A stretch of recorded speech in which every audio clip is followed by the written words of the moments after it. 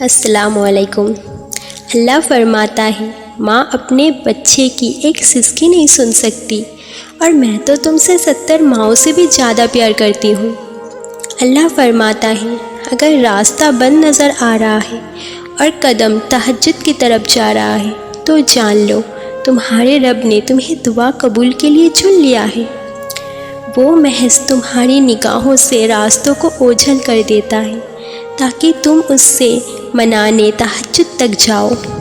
وہ چاہتا ہے میرا بندہ رات کو مجھ سے ہم کلام ہو اور میں سکون سے رات کے خاموشی اپنی بندے کی سن سکوں۔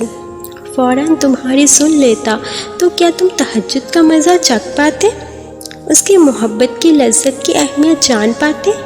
وہ فرماتا ہے تم سے کس نے کہہ دیا کہ میں بے خبر ہوں تم سے؟ میں تو تمہاری آسمان کی جانب منہ پھیر پھیر کر دیکھنا بھی دیکھتا ہوں۔ وہ فرماتا ہے کہہ دو میرے بندوں سے جا کر جنہوں نے اپنے جانوں پر ظلم کیا، اللہ کی مدد قریب ہے، اللہ کی رحمت سے مایوس نہ ہو۔ وہ فرماتا ہے تہجد کا سجدہ ہی ہر کسی کو نصیب نہیں ہوتا۔ تہجد لاڈلی عبادت ہے اور اللہ کے لاڈلوں کو ہی نصیب ہوتا ہے۔ تہجد کی دعائیں رد ہو جائے یہ تو سراسر ناممکن سی بات ہے۔ تم اسے منانے کے لیے اپنی نیند قربان کرو اور وہ نہ مانے، یہ تو ناممکن بات ہے۔ تہجد کی نماز اللہ نے بنائی ہی قبولیت کے لیے ہے۔ اگر کوئی دعا تمہیں تہجد تک لے گئی ہو تو جان لو تمہاری دعا کی قبولیت تو ہو چکی ہے۔ وہ فرماتا ہے یہ سختی بس کچھ دیر کی بات ہے، تم صبر کر لو، صبر کرنے والوں کو اللہ بہت پسند کرتا ہے۔ وہ فرماتا ہے تم شکر کرو، میں شکر کرنے والوں کو اس کے گمان سے بھی زیادہ دیتا ہوں۔ وہ فرماتا ہے جو دعا تم تہجد میں مانگ رہے ہو وہ حقیقت میں تو کب کا قبول ہو چکی ہے، یہ دیر بس اس لیے کر رہا ہے کہ دعا کا رشتہ تمہارے ساتھ اس کا برقرار رہ سکے۔ وہ فرماتا ہے تہجد کی نماز موضوع کا ذریعہ ہے، جب تمہیں سارے راستے بند نظر آتے ہیں تبھی وہ تمہارے لیے ایک راستہ کھلا رکھتا ہے۔ جوانی میں اگر تم تہجد پڑھ رہے ہو تو بڑھاپے میں تمہیں کوئی پریشانی نہیں ہو سکتی۔ جو جوانی میں تہجد کی نماز پڑھے، جو نماز واجب نہیں ہے پھر بھی وہ واجب سمجھ کر پڑھتے رہے، نہیں میں نے پڑھنی ہے، تو پھر آپ سوچئے اللہ کا فضل اور کرم کیسے ہوگا اس کے اوپر۔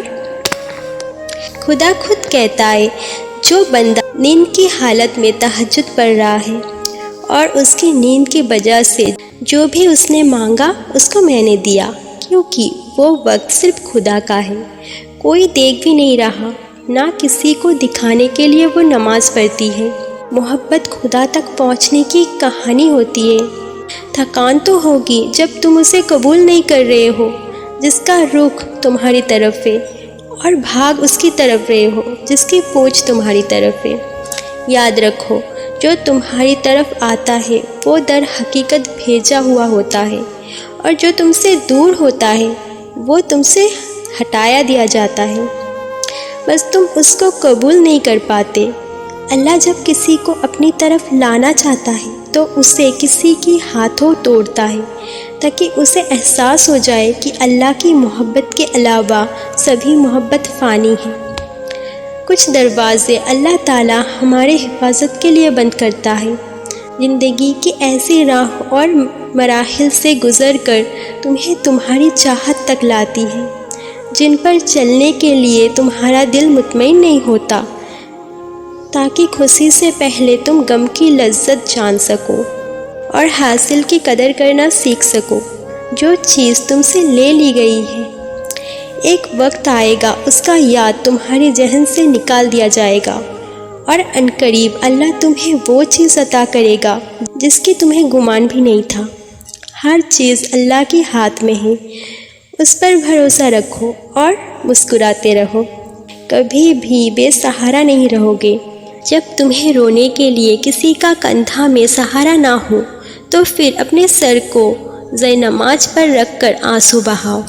ہم فانی محبت کے پیچھے بھاگ کر جب خالی ہاتھ رہ جاتے ہیں تو تب یاد آتا ہے خدا اور اس کی محبت۔ سب کچھ اللہ کے ذات پر چھوڑ کر دیکھیں، پھر دیکھیے کیسے اللہ پاک راستہ آسان کرتا ہے۔ اپنی چاہت بس یہی رکھیں جو اللہ چاہے۔ اگر تم جو چاہتے ہو وہ نہیں ملا تو جو تمہیں ملا ہے اسے چاہ کر تو دیکھو، اللہ تمہاری اسی محبت میں اتنا برکت دے دے گا کہ تم مطمئن ہو جاؤ گے۔ اگر میری اس ویڈیو سے آپ کو کچھ بھی اچھا لگا ہو تو پلیز کمنٹ پہ مجھے بتائیے اور میرے چینل کو سبسکرائب بھی کر لیجیے۔ اللہ حافظ۔